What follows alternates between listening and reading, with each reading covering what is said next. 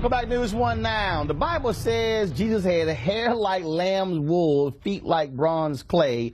But when you look all across America and the world, you swear Jesus was a blonde, blue-eyed, white guy. Seen any of these movies lately? I'm telling you, Jesus, give me a shout out to Julian. Julian is darker than some of these folks who playing all right, Jesus. Don't do that light-skinned thing. No. The reason I'm doing that, because when it comes to this notion of Jesus, folks in America get real upset if Jesus is not blonde and blue-eyed. Folks, there's an author of a new book. It's called The Color of Christ, the Son of God, and the Saga of Race in America. Edward Bloom, Paul Harvey, they're the co-authors of this book. And it really, makes this thing perfectly clear. And Edward joins us right now via Skype. Edward, how you doing? Doing really well this morning. How are you? So this is it's an interesting topic, because when we were in the break, Juliana and I were talking, and I mentioned that we were doing this book, and she said that, and I'm gonna have her tell the story in a minute, but she talked about being in Ghana, even in Ghana. So here you are in the motherland, and all these images of Jesus Christ as this white guy, when the origins of Jesus was right there in Africa.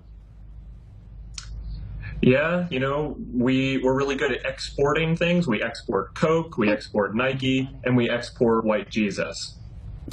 So you lay out in this book how deliberate it was and how it has played a role in advancing white supremacy by taking the image of Jesus Christ, which was really for the longest, for so many years, decades, there was not even an image of Jesus for us to actually work from. Yeah, exactly. The original founders, the British founders of the Americas, they didn't have an image of Jesus. They were Puritans. They were iconoclasts. They saw it as a violation of the Ten Commandments. But what happened in American history, at two moments, white Americans became infatuated with a white Jesus. The first moment was in the decades before the American Civil War. And you have two main things happening then. You have the number of African-American slaves rising dramatically, and you have Native Americans having their lands taken from them. And in those decades, all of a sudden, white Americans discover, they create for themselves this notion of Jesus as white. Fast forward 100 years to the early 20th century, and a group of white Americans led by the Ku Klux Klan, they discover not only that Jesus was white, but that he wasn't Jewish. And so in the early 20th century, we see the creation of a Nordic, that blonde Jesus, not just a kind of brown-haired Jewish white Jesus. So those are the kind of two main moments when white Americans refined and created this kind of white supremacist Jesus. Also, I remember 2006, Jean-Claude Lamar did a film called The Color of the Cross. He had a black Jesus. He got death threats. Even of course on Fox News, remember this past year, Megyn Kelly, she made perfectly clear, look, Santa Claus white, Jesus white. And so it's interesting when again you see this, and even some people have been criticized. They say, wait a minute, how are you going to black churches and there's this particular image when if you actually go to the Bible and look at the region of the country where Jesus was from, you look at really how the area is developed. It's a little hard to come up with this idea of this straight-haired, blue-eyed, European-centric Jesus. What role did Michelangelo play in all of this? So at first, very little. At first, the European painters of the Renaissance, they didn't influence British thinking, colonial thinking.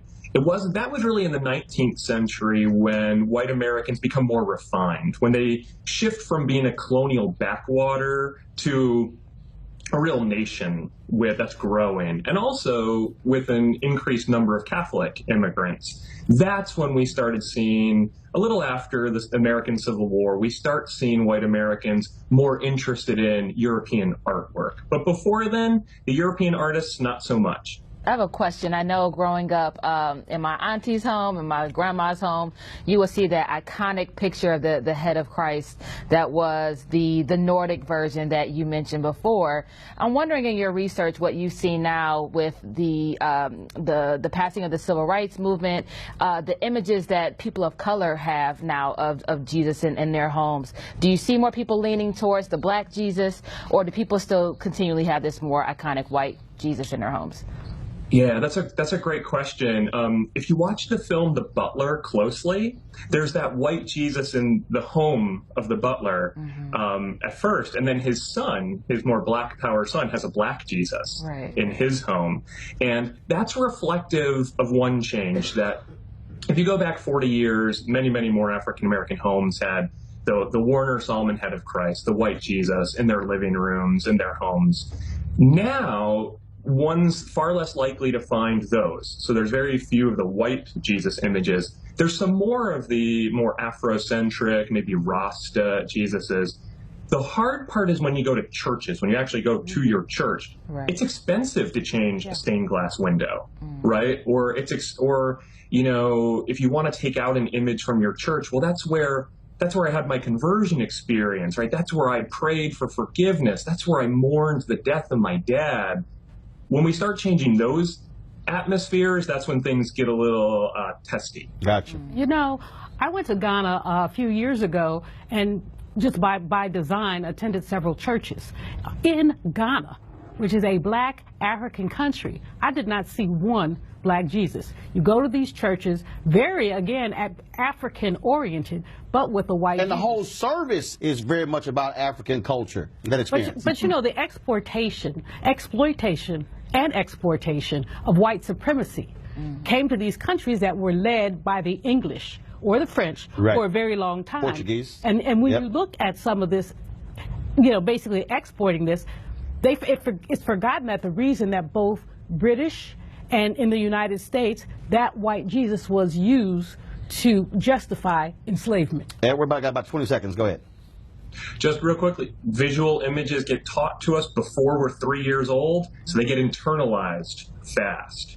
Well, that's one of the things that I can explain to people. And when you look at a coup anywhere in the country, they get control of the military first and the media second, because they understand if you use radio, television, newspapers, magazines, and now the internet, yeah, you can actually change the hearts and minds of people. And so it's a fascinating book. It is called The Color of Christ, the Son of God, and the Saga of Race in America. That's the cover right there. Edward J. Bloom and Paul Harvey. Edward, I really appreciate it. Thanks a lot for joining us.